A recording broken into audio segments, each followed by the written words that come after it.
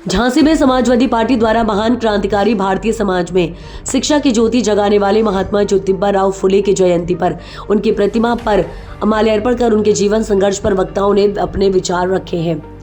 Medical college bypass स्थित उनकी प्रतिमा पर आज समाजवादी पार्टी के द्वारा माल्यार्पण के उपरांत पूर्व प्रत्याशी सीताराम कुशवाहा ने महात्मा ज्योतिबा राव फुले के जीवन से जुड़े कई वृतांत सुनाए और उनके जीवन पर प्रकाश डालते हुए उनके बताए हुए रास्ते पर चलने का सभी से आह्वान किया है।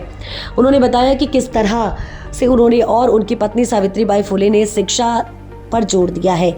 इस दौरान महानगर अध्यक्ष जनाब तनवीर आलम नबी अपने विचार रखते हुए कहा कि महात्मा ज्योतिबा राव फुले का जीवन संघर्षों से भरा रहा। उन्होंने हमेशा समाज के हित के लिए कार्य किया। इस मौके पर विधानसभा अध्यक्ष संजीव कुशवाहा, सुनील कुशवाहा, प्रवीण एवं पार्टी के कई कार्यकर्ता मौजूद रहे। और किस तरह से ज्योतिबा राव फुले जी की जयंती मनाई? ऐसा है, आज हम पार्टी के लोग और कुशवाहा समाज के लोग, समाजवादी पार्टी के लोग महात्मा ज्योतिबा राव फुले की जयंती मना रहे, 198वीं जयंती। साथियों, उस समय स्थिति ये थी कि हमारा देश दोहरी गुलामी में जी रहा था। एक तो पेशवाओं मराठों का आतंक और दूसरा अंग्रेजी हुकूमत का आतंक था।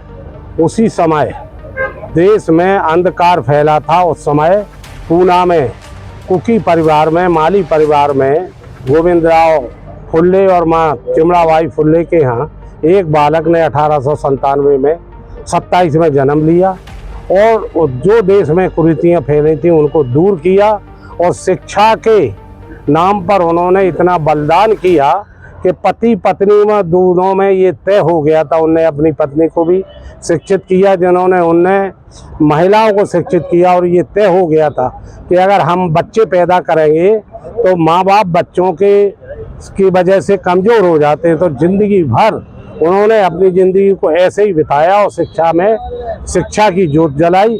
आज हम महापुरुष की जयंती मना रहे हैं। तन्वीर भाई, किस तरह से जयंती मनाई गई?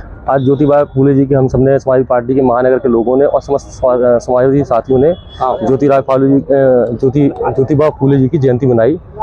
इस अवसर पर हम सबने ये प्रण लिया, जिस तरह उन्होंने शिक्षा की ज्योत जलाई थी, जिस समय समाज में शिक्षा को कुछ लोगों तक वंचित रखा गया था, उस समय इन्होंने शिक्षा की ज्योत जला के लोगों को शिक्षित करने का काम किया था।